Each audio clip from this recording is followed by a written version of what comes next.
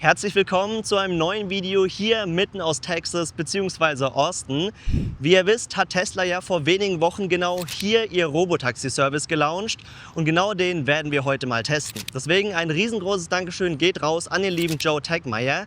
Er wohnt hier in der Umgebung und nimmt immer die Drohnenvideos der Gigafactory in Texas auf und er hat Access zu eben den Tesla Robotaxis und zeigt uns heute mal ganz genau, wie es denn eigentlich funktioniert und vor allem auch, wie der ganze Service hinten dran, beispielsweise die entsprechende App dazu funktioniert.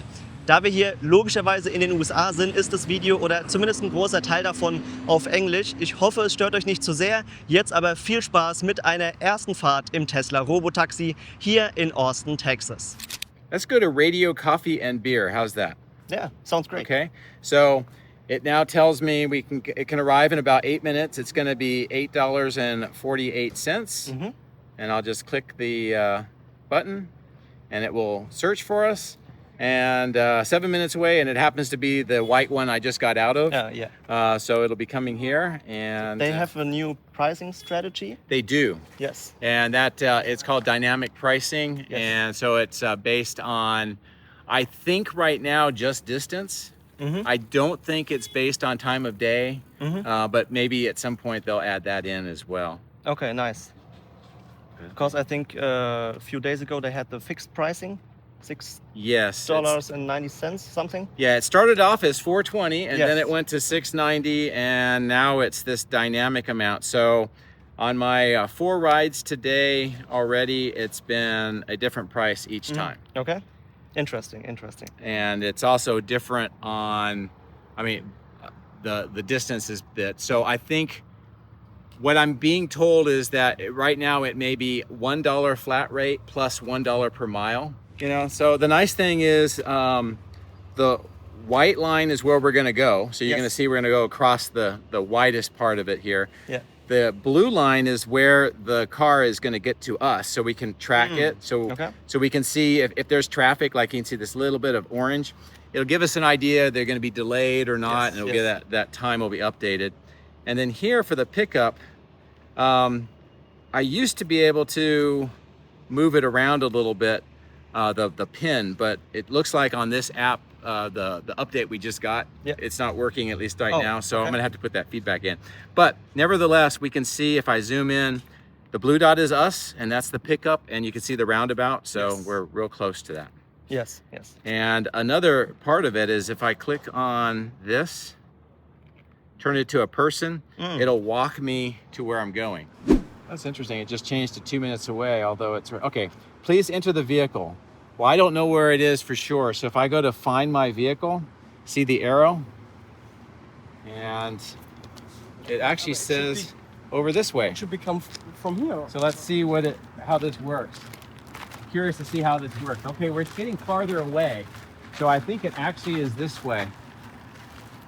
So this is actually a good test because sometimes you get latency in the signal, and it doesn't direct you perfectly. And this is a really bad area for signal. And I just happen to know that it's over here. So let's try it this way. Yeah, the distance is dropping, but the arrow is going the opposite direction. See, it's 136 feet, which is about 35 meters or so. It's right there. Oh yeah, there it The is. arrow is messed up. Parked. So if I was just going by the arrow, it'd be that way, but you can see the distance is dropping. So that's pretty funny. Yeah, so it'll give you this arrow and it'll say how many feet or meters that you are and walk you right away Okay. to Okay. it. So I've got it here somewhere. I just got to figure out where it is. Yeah. So really nice experience in the app. Yeah, so you know, it's not 100% perfect, but they keep adding on more features. Some of it is like when we get to our destination, if there's a long distance between where it drops us off and where we're actually going to go, it'll give us a dotted line and it'll show us how to get there. Where to walk. Yes, Oh, which is nice. very nice. So they've added those things in. Another thing is if you look on the screen here, I'm not screenshotting it now, but it says the car will wait for 15 minutes when it gets here. Okay. So it's not like if you don't get in right away, Yes. it's going to be gone. So you have Okay. about 15 Yeah, minutes, it's a which little is bit of nice. time. Yes. And you know, and then of course I can go onto my ride history and it will show me where I went, what the cost was. Yes. And like on this one, if I realize I left my wallet or something, I can go right into there and I can report a lost item. So it knows which taxi, at what time, at what location. So Okay. I can get that lost item back. Yeah, that's really nice. Yeah, so And do you know what the taxis are doing if they have no ride? Are they just driving around or waiting some? well, the way I understand it is that they have kind of a AI-based system that is always trying to predict where the demand's going to be. Mm-hmm. So if it doesn't have a rider, then it's physically locating them closer to where they think the demand's going to Okay. be. So that could dynamically change Yes. throughout the day. So they are always on motion somewhere, Yes. and to try to minimize Okay. that wait time. And you can that's see, nice. I mean, we're about 4 minutes away. When we hailed it, I think it was about 8 minutes or so. I Yes. think they are trying to get it to 10 minutes or less. Mm-hmm. And also I had heard last week that this week they were going to be increasing the size of the fleet of the vehicles. Yes. I've already ridden in one today that was new. Okay. So the one that we're getting is not new. It's been on the list, but I'm going to keep an eye out to see how many more. They started with 10 or 11 vehicles, I think. Somewhere around 11-ish or so, maybe Yes. about a dozen roughly. Okay. But obviously as the area gets bigger, they're going to have to add more cars. And Yes. very quickly, you're going to get to a point where if you add too many cars, you can't hire enough people to be in the car. And the That's true. baseline of the business is without people. So, Yes. so they're going to get to that point at some, you know, pretty soon where they're going to have nobody in the cars. And I'm kind of excited about that. Yeah. So anyway, it's about 3 minutes away. And again, it just shows us where it's coming in, and it's just sort of coming down the road, and Yes. we'll go from there. I don't know. I'm glad that you guys get a chance to experience this. I think being in the car itself is more educational than just watching Mhm. videos. Yeah, even experiencing full self-driving is really impressive because we don't have this Right. in Germany or in Europe, and it's really impressive how Yeah. good the system is. So already. how does full self-driving help you as somebody who's visiting the United States? How has it been helpful? It's like a private taxi driver for Right. you, because we don't know the area, we don't know all exact rules. So it's really helpful. Right. You can focus a little bit more on just watching the car and maybe look around the area. It's really nice. Mm-hmm. Now, I've had a lot of people from all over the world come here, and they've rented full self-driving. Yes. And they have similar responses, but one of the other ones that they mentioned, I had some Australians that mentioned this, is they said they didn't realize how much of a mental load was taken off of them until That's right. they decided to drive on their own. And then all of a sudden they're like, they were in charge. They had to Yes. figure out where everything was going to go. I think So, our your car is here. taxi is here. Yesterday we drove to Houston, to the Space Center and back, and it was we drive with FSD to Houston and back with FSD. Zero. It's perfect. isn't Zero it? interventions. fails. So So what is your first name again? Tim. Tim. Yes. All right. So I'm here with Tim. He's from Germany. We're going to go on a robotaxi ride, and this is your first robotaxi ride. Is that true? Yes, I'm really hyped about it. Okay, well, let's get in and we're going to see how it works. We're going Okay. to go over to Radio Coffee Cafe. Just go in. Just go in. Okay. And be on this side here. That'd be great. Hello. good morning, welcome to the robot Morning. taxi. There he is. We're ready for the robotaxi. Let's go. Okay. So, Joe kommt auch. Einmal anschnallen natürlich, ganz Hello wichtig. again. How are you? Good, thanks for asking. All right. We got first-time riders from Germany. Yes. All right. So you can either hit this or that. Either one you want. Okay, just start That's it. right. Okay, dann sehen wir hier einmal die Route und es geht direkt los. Do you know if the robotaxis have a different software than FSD on our car?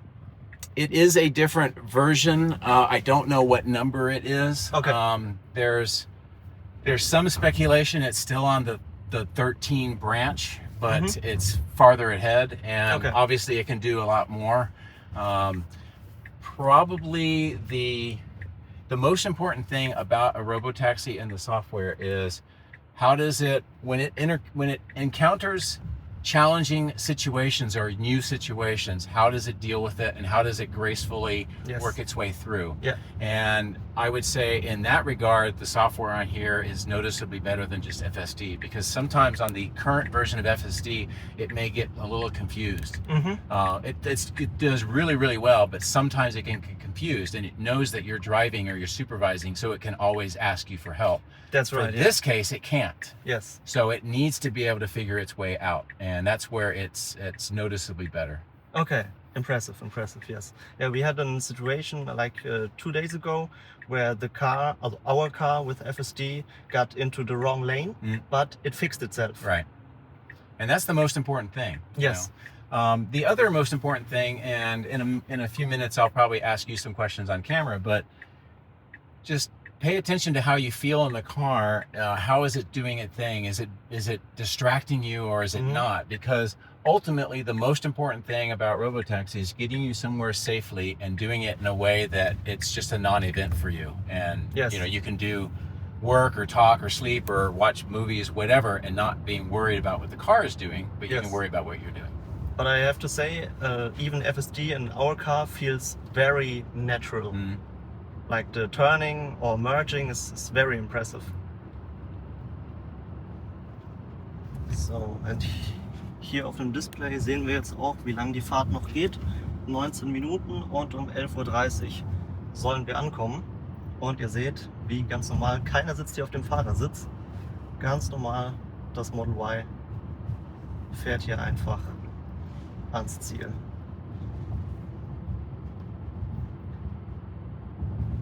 I think you are Tesla's best robotaxi customer I at don't the know. moment. I don't know, but I just enjoy being able to show people and let them get the experience. Yes, There you go. I think they are starting in the Bay Area today, this Yes. night. Yeah, today. There's already been at least one ride that's been Okay. posted. Nice. So I know a lot of people are doing that. I was just out there for the X Takeover event, and Yes. the rumors were they're about to open it up, and I was like, oh, but I'm gonna miss out. Yeah, really close. But yeah, so that's another big step for Tesla, and I think Yes. that's a great indication of their confidence. And they even started with a very big geofence area. Yes, it's much larger than what's here at Austin. Yes. And it encompasses a lot of the area around San Francisco, all the way to Palo Alto, down near Fremont, where the factory is, and on both sides of the bay, which is pretty cool. Yes. Even bigger than Waymo's area. Yeah. Well, I mean, this is going to be, this is part of the test of whether or not the promise of Tesla's approach will work or not. And the idea is that they should be able to scale it much quicker, much larger, and in many different locations than what the baseline that Waymo is using. And Yes. Waymo is expanding their area. They expanded here in Austin. They've recently expanded some of the areas around San Francisco. They're at different cities. Yes. They are going to be, I think, joining forces with Avis to try to provide some service in Dallas. So they are scaling. The question is Tesla's approach going to be able to scale as well or faster? And we're right in the middle of seeing if that's going to happen. Yes. Which is very exciting. And the robotaxi is still invite only, right? As of right now, yes, and I understand that they're putting out some more invites for people over in San Francisco. Yes. Personally, I would like to see a lot more invites go out so that more people have an opportunity. And as much as I love robotaxi, I'm at the point where I would like to not do it as much, but it's still fun. Yes. For me, just being able to share it with everybody is Yeah, really thank you very important. much. It's amazing to see Tesla cars like every other Model Y, but no one in the driver's seat and just driving around is really impressive. Yeah, that's something. I'm assuming you have this for your YouTube channel, but one thing that I'm trying to get people to understand, and I think there's some confusion, is there's a difference between the robotaxi service and the products like the Model Y or the Cybercab or whatever that are in the service. And why I say that is that the Robotaxi service is, they have the customer-facing part, the app. Yes. You know, do you get to where you're going quickly? Is there a way for you to get help if you need to? That kind of stuff. That's part of what they're working on right now. The other part is the internal part, and that's the operations, the fare, the booking, the managing of the fleet. And those are the things that are part of Robotaxi, and that's what Tesla is rolling out, and that's what they're trying to scale. Yes. The cars themselves, including full self-driving, are important parts of it, but they are enablers to make Robotaxi work. So sometimes people think Robotaxi means, say, the Cybercab, but it's not. The Cybercab is just another product that can be into the Robotaxi service. Yeah, we went to Giga Texas on Monday. Okay. And we even saw the castings. Oh, very cool. We think they are for the Cybercab. Yes. The rear subframe and the front underbody. Exactly, yes. Did you get a tour of Giga Texas? Yes. All right, very cool. It's really nice to see. Impressive. Yeah, you know, I got a chance to tour Fremont when I was out in California, and I had just gotten another tour of Giga Texas 2 days before, so I got a chance to kind of compare the two. Did you spot every major difference? I'm probably going to put a video out just to talk about it. I'm not able to do videos inside either factory, but I can talk about things. But, you know, one of the things that Fremont does better than Giga Texas right now is that Fremont has more of a kind of a welcome center for the public, and you can come in and you can see some of the products, you can talk to some of the people, and you can get more of that experience, whereas Giga Texas is a little bit more closed off to the public right now. Yes. And I would like to see Giga Texas opened up a lot more. You know, if you go over to Giga Berlin, they have an area that's much more available to the public. And do you ever went to Berlin? No, I would like to. I've had a lot of people invite me to try to go tour it. I would love to, but just having that area for the public is something I think they really need to do at Giga Texas. And I've seen permits for it. I know they're going to build it, but it's not done yet. So the entrance in Giga Berlin is much smaller than Giga Texas, but it's open to the public. You can go in there. There even is free coffee and hot chocolate.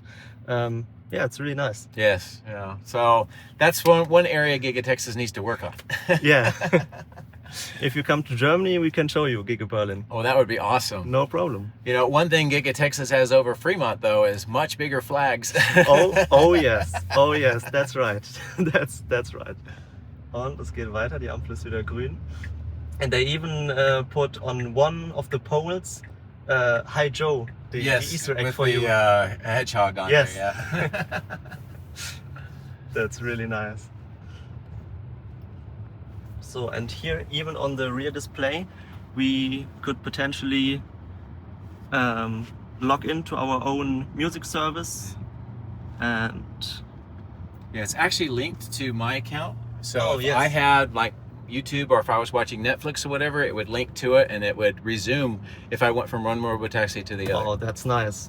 Really good user experience. Und hier, was haben wir noch? Ganz normal die Lüftung, Musik und hier die ganzen anderen Apps. Even Tesla Arcade is here. Nice. Okay, und hier, wir könnten jetzt drücken Pull Over oder Support. Aber bisher funktioniert ja alles echt gut. Really smooth ride. Even on Austin's horrible roads. Yeah. The roads in Germany are a little bit better. Yep. So yeah, they definitely need to put some money into the roads here. Yes. All right. Can I ask you some questions? Yeah, sure. All right. Okay, now we're in the Robotaxi. I have Tim. He's from Germany, and you have a YouTube channel. Is that true? That's right. All right. Well, tell me a little bit about that. My YouTube channel is called Tesla Tim, and I mainly do Tesla news, like every other day in German. But my focus for the next half year is to do a little bit more with the actual cars. Okay. So that's a reason for my trip here to the US. And I was at the Tesla Diner, took a video here with you. Thank you very much. No problem. Took a ride in the Robotaxi. All right. Well, you know, it's good that you're going to be covering the cars. And you said that, you know, you came here from Germany, and you Yes. rented a vehicle that has FSD, so That's you're right. trying that out, and now we're in the Robotaxi. So what are your thoughts about this technology and your firsthand experience? It's impressive and a little bit sad that we in Germany have the exact same car, Yeah. the exact same computer, hardware, everything, but here it can drive itself, and in Germany it's the old autopilot software. It's really sad, but the experience here is really good. Yesterday we drove to Houston and back, one way 3-hour ride, 0 interventions with FSD. Really impressive. Yeah, well, for somebody that's not from here and having FSD, how has that really helped you? I mean, how would you articulate to people who have not tried FSD? I would describe it as your own private taxi driver. You can a lot more focus on the road or the surroundings, because, as you said, for someone who is from Germany or other country, you don't know exactly the road system, the area. So it really helps me to get stress off me. Yes. All right, well, cool. Well, you're also doing the next level. We're here in a Robotaxi, and as you can see from your position, there's nobody driving. Yes. How does that feel to you, and what do you think? I think it's really nice. Nice to see a Tesla vehicle with no one in the driver's seat, and because we drove like yes, in the last few days like 600 miles with FSD. I really trust the system because we saw it in our own Model Y that we rented, that it's really good, and even if it takes a wrong lane or something, it can fix itself. Yeah, I think that's probably the most important thing about whether it's full self-driving, autonomous driving, or Robotaxi is it's going to encounter situations that aren't perfect, and it Yes. has to figure its way out and do that gracefully. Yes, but when we humans drive, it's the same. We maybe took a wrong lane or something, but the impressive part is that the system can fix itself. I think. All right, so you know you don't have it in Germany yet, and some of Yes. that has to do with regulation and everything. But what is your impression about could full self-driving work in Germany from what you have seen? Yes. I think that the road system isn't that different from Germany, and the rules how to drive. And Tesla even posted a video, full self-driving in Berlin, and it worked perfectly. So I think it's just a regulatory approval, and then Tesla can flip it on in Germany. All right, well, I'm looking forward to that because I want to see people from all over the world, and I've had so many people from all over the world come here to just try out the Robotaxi and along the way with FSD, and I really do hope that you guys get it soon.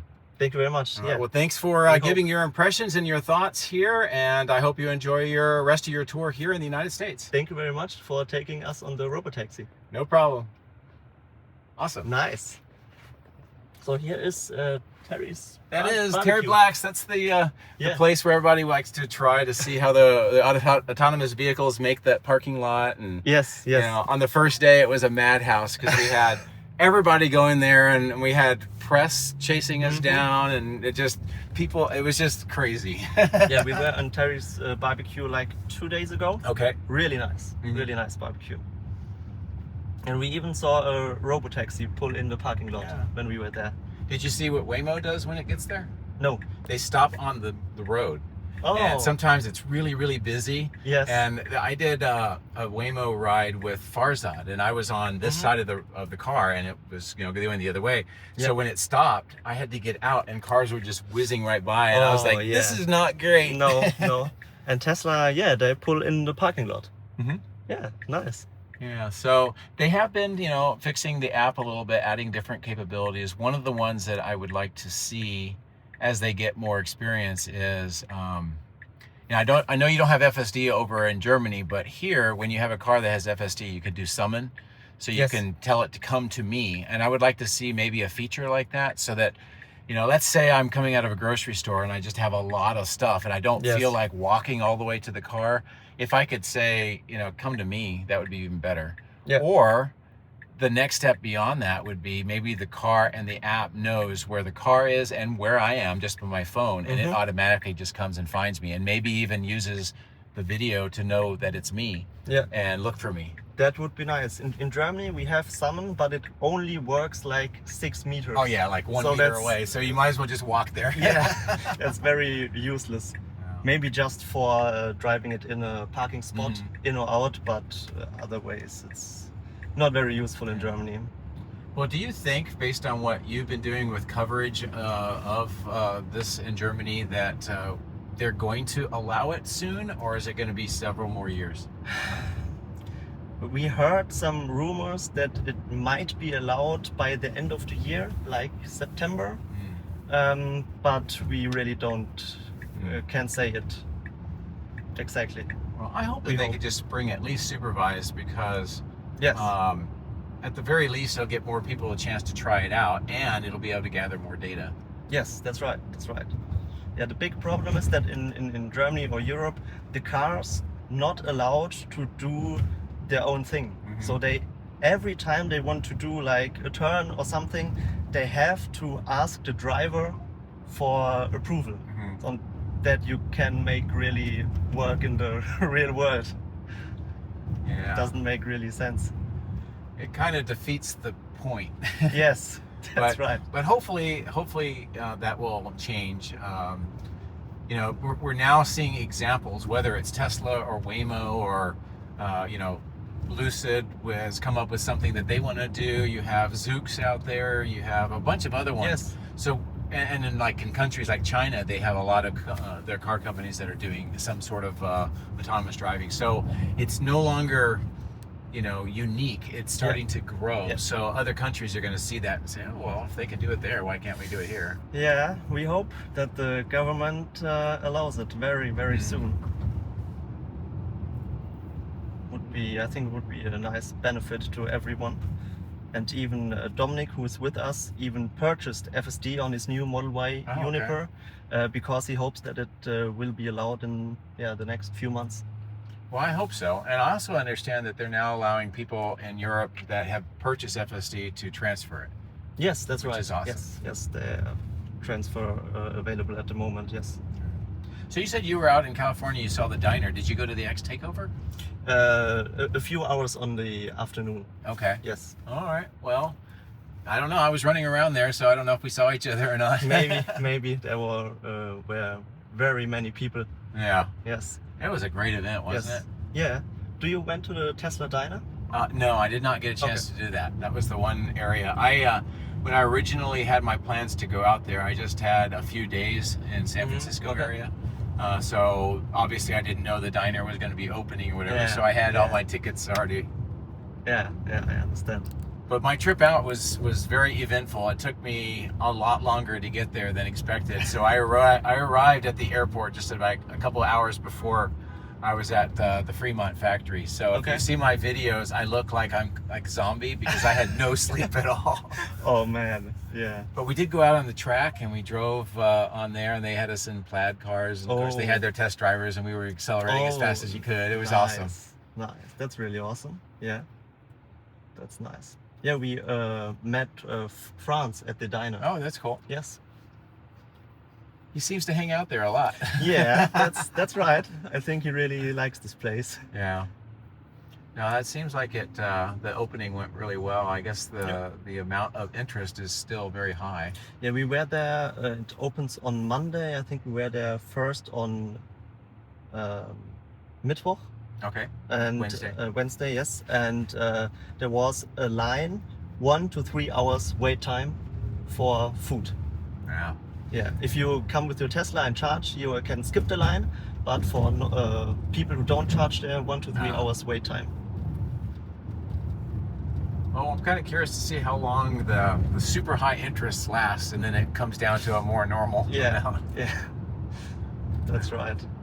And even when we were there, the 80 supercharger stalls were all full. Oh, man. Yeah, even there was a waiting line for the supercharger.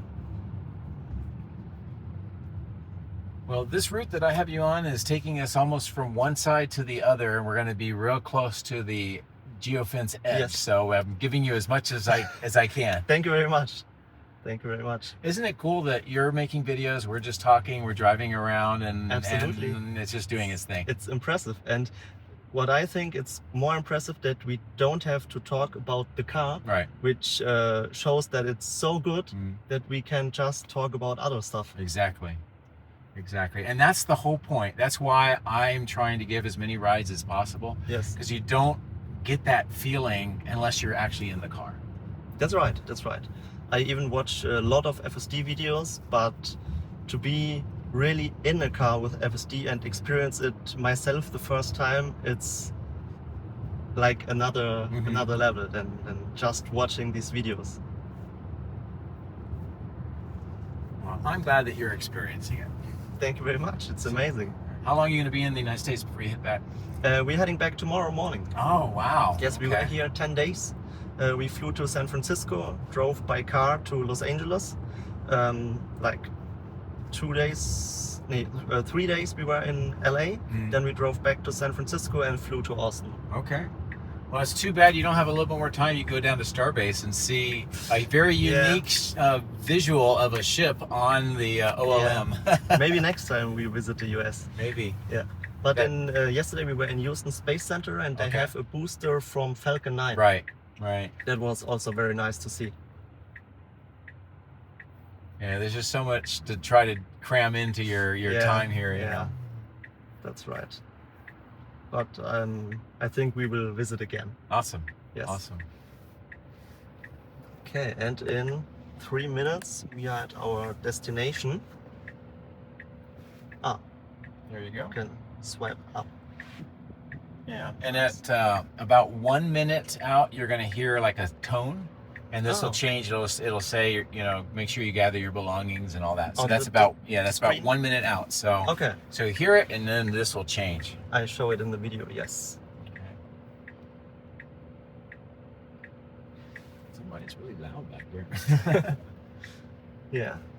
And of course, there's the Waymo. We're also in the same area where there are Waymos. Yes. So there's a lot of overlap at the moment. But at the moment, the geofence area from Robotaxi here in Austin is bigger than Waymo's. Actually, I think Waymo's is now bigger. They expanded it about a week ago. Okay. So it's pretty clear that they had already prepared for that. They were just waiting for the time. So whether or not Robotaxi influenced them or not, it's hard to say. Probably to some degree, but I think they were ready to do it. Yes, okay.